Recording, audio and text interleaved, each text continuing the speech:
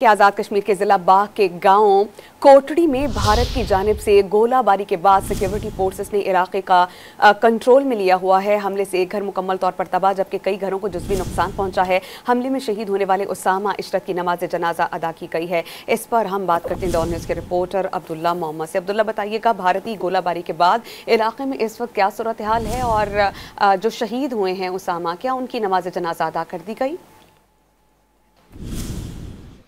जी बिल्कुल, इस वक्त हम आज़ाद कश्मीर के ज़िला बाग में मौजूद है, जहां गुज़िश्ता रात हिंदुस्तानी फोर्सेस की जानिब से बिला इश्तिआल अंगेज़ फायरिंग जो है वो की गई। बेरहमाना फायरिंग थी जिसके ज़द में पूरा इलाका जो है वो आया। लेकिन यहाँ पर अब जो है वो इस हमले के बाद पाकिस्तान के सिक्योरिटी फोर्सेस ने हिंदुस्तान को मुअस्सर जवाब दिया और जवाब में 4 से ज़ायद चेक पोस्टें जो है वो उनको तबाह किया गया है। और सिक्योरिटी ज़राए के मुताबिक हिंदुस्तान को इस जवाबी हमले से बड़ा नुकसान उठाना पड़ा है।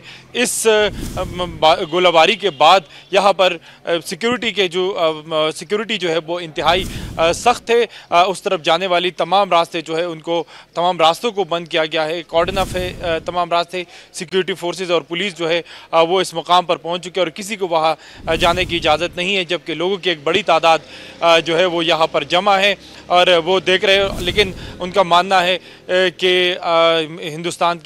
हिंदुस्तानी फोर्सेस ने बिला इश्तिआल अंगेज़ फायरिंग की, बेरहमाना फायरिंग थी और दर्जनों की तादाद में जो गोले हैं, रॉकेट गोले, वो इस मुकामी आबादी पर, जो सिविलियन आबादी है, उस पर बरसाए गए। लेकिन अब सिक्योरिटी फोर्सेस यहाँ पर मौजूद है, पुलिस की टीमें यहाँ पर मौजूद है, यहाँ पर सिक्योरिटी इंतहाई सख्त है और इलाके को मुकम्मल कॉर्डन ऑफ कर दिया गया है। जी।